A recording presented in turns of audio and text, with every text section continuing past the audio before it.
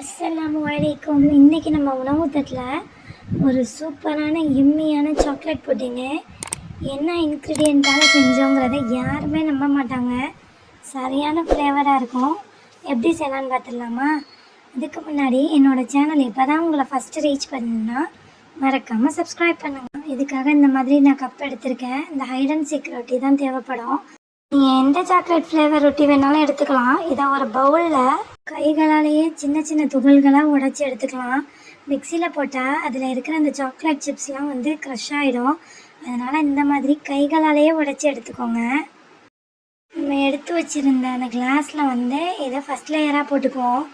ஒரு ஸ்பூன் அளவுக்கு போட்டால் போதுமானது. இப்போது நான் ஒரு நான்ஸ்டிக் பேன் எடுத்திருக்கேன். ஒரு நார்மல் சைஸ் குழிக்கரண்டி எடுத்துக்கலாம் எல்லா அளவுக்குமே. இந்த குழிக்கரண்டியால் கார்ன்ஃப்ளவர் மாவு ஃபஸ்ட்டு நமக்கு தேவைப்படும். அதால் ஒரு ஸ்பூன் போட்டுக்கிறேன். இந்த குழிக்கரண்டியோட அளவு பார்த்தோன்னு சொன்னால் 1.25 டேபிள் ஸ்பூன் ஆகிருக்கும். இப்போது நான் உங்களுக்கு சொல்கிற அளவு 1/2 லிட்ரு பாலுக்கு உள்ள அளவு தான். 2 ஸ்பூனு இந்த குழிக்கரண்டியாலேயே கொக்கோ பவுடர் ஆட் பண்ணிக்கிறேன். மில்க் பவுடர் ஒரு 2 டேபிள் ஸ்பூன் ஆட் பண்ணிக்கலாம். இனிமே தான் ஒரு சீக்ரெட் இன்க்ரீடியண்ட் என்ட்ரி கொடுக்குது. அதுதான் நார்மல் அரிசி மாவு, இடியப்ப மாவு தான் நான் எடுத்திருக்கேன். யாருமே நம்ப மாட்டாங்க இதில் தான் நம்ம செஞ்சோன்னு சொன்னால். இதால் ஒரு 2 ஸ்பூனு அந்த குழிக்கரண்டியாலேயே போட்டுக்கிறேன். மேற்கொண்டு 5 டேபிள் ஸ்பூன் சுகர் ஆட் பண்ணிக்கிறேன். இதை நல்லா ஒரு மிக்ஸ் பண்ணி கொடுத்துடலாம். இந்த மாதிரி ஒரு சேல்ஸ் பர்பஸ்க்கு கூட நம்ம யூஸ் பண்ணிக்கலாம். இந்த மாதிரி ட்ரை இன்க்ரீடியன்ட்ஸ் மிக்ஸ் பண்ணி கொடுத்து நீங்கள் வியாபாரம் பண்ணுறவங்களா இருந்தால் இந்த மாதிரி கூட பண்ணலாம். நார்மல் ரூம் டெம்பரேச்சரில் இருக்கிற பால் 1/2 லிட்டர் ஃபுல் க்ரீம் பால் ஆட் பண்ணி நல்லா கலந்து விட்டதுக்கப்புறம் ஸ்டவ்வில் ஏற்றுங்க. இல்லாட்டி கட்டிப்பட்டு போயிடும். இது வச்ச ஸ்பீடுக்கு அடிப்பிடிச்சிரும். அடிப்பிடிச்சிட்டா வாசமே மாறிடும் நம்ம அரிசி மாவு கலந்துக்கிறதுனால. ஸோ கைவிடாமல் நல்லா கிளறி கொடுங்க. நான் இன்றைக்கி இது கூட ஆட் பண்ண டார்க் சாக்லேட் தான் எடுத்திருக்கேன். நீங்கள் நட்ஸ் இல்லாத உங்களுக்கு பிடித்தமான எந்த சாக்லேட் கூட எடுத்துக்கலாம். டைரி மில்க்கு, 5 ஸ்டார் அந்த மாதிரி.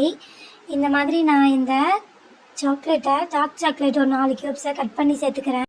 இது கூட ஒரு 30 கிராம் பட்டர் சேர்த்துக்கிறேன். பட்டர் நல்லா மெல்ட் ஆகி இது இந்த மாதிரி ஒரு பாரிங் கன்சிஸ்டன்சிக்கு வரும்போது நம்ம ஸ்டவ் ஆஃப் பண்ணிடணும். அடுப்பில் வச்சோன்னா கைவிடாமல் கிண்டி விட்டுக்கிட்டே இருங்க. கொஞ்சம் கூட அடிப்பிடிக்கக்கூடாது. அடிப்பிடிச்சிச்சுன்னா அந்த அரிசி மாவுடைய வாசம் நல்லாவே டாமினேட் ஆகி நம்மளுடைய மொத்த ப்ராசஸையுமே வீணாக்கிடும். இந்த மாதிரி ஒரு பாரிங் கன்சிஸ்டன்சி வந்ததுக்கப்புறம் நம்ம எடுத்து வச்சிருந்த பவுலுக்கு ட்ரான்ஸ்ஃபர் பண்ணிக்கலாம். ஆற முன்னாடியே இந்த பவுலுக்கு நீங்கள் ட்ரான்ஸ்ஃபர் பண்ணிவிடுங்க. ஆறிடுச்சுனாக்கா இது ஆடை விழுந்து போயிடும்.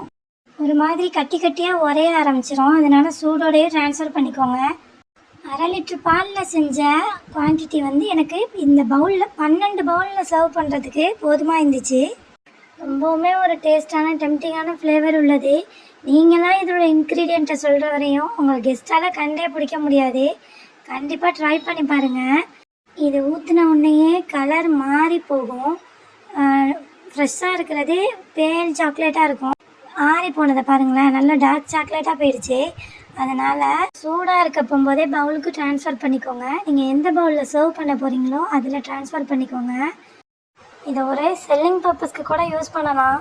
நீங்கள் ஹோம் பேக்கர்ஸ் இல்லை வீட்டில் பலகாரங்கள்லாம் செஞ்சு விற்றுக்கிட்டு இருக்கிறவங்களா இருந்தால் கண்டிப்பாக இந்த ரெசிபி உங்களுக்கு ஒரு சூப்பரான கை கொடுக்கும். இந்த மாதிரி யூஸ் அண்ட் த்ரூ கப்பில் கூட நம்ம அந்த மாதிரி கொடுத்து வியாபாரம் பண்ணலாம். இல்லை எங்கேயாவது ஒரு பார்ட்டிக்கு கொண்டுக்கிட்டு போகிறதா இருந்தாலும் கூட அழகாக இந்த மாதிரி எடுத்துகிட்டு போகலாம். நான் இன்றைக்கி இன்னொரு 1/2 லிட்ரு பாலில் இன்னொரு போர்ஷன் செஞ்சுருந்தேன். அதுவுமே அழகாக செட் ஆகிடுச்சு. இதுக்கு முன்னாடி இந்த ரெசிபி நீங்கள் கேள்விப்பட்டிருக்கீங்கிறத கமெண்ட்டில் சொல்லுங்கள். இதை இப்படியுமே சாப்பிட்லாம். ஆனால் அப்சைட் டவுனாக கவுத்தும் போது இன்னும் சூப்பராக இருக்கும். இதை 1 hour கூல் டவுன் ஆக விட்டதுக்கப்புறம் எப்படி பவுலில் ஒட்டாமல் ரிலீஸ் ஆகி வருதுங்கிறத நீங்களே பாருங்கள். லோக்கலில் கிடைக்கிற இன்க்ரீடியண்ட்டை வச்சு ஒரு ரிச்சான புடிங் நம்மளுக்கு ரெடி ஆகிடுச்சு. என்னோடய சேனல் பிடிச்சிருந்துச்சுன்னா உங்கள் ஃப்ரெண்ட்ஸ் அண்ட் ஃபேமிலி கூட ஷேர் பண்ணுங்கள், லைக் பண்ணுங்கள். அடுத்த வீடியோவில் சந்திக்கலாம். அஸ்ஸலாமு அலைக்கும்.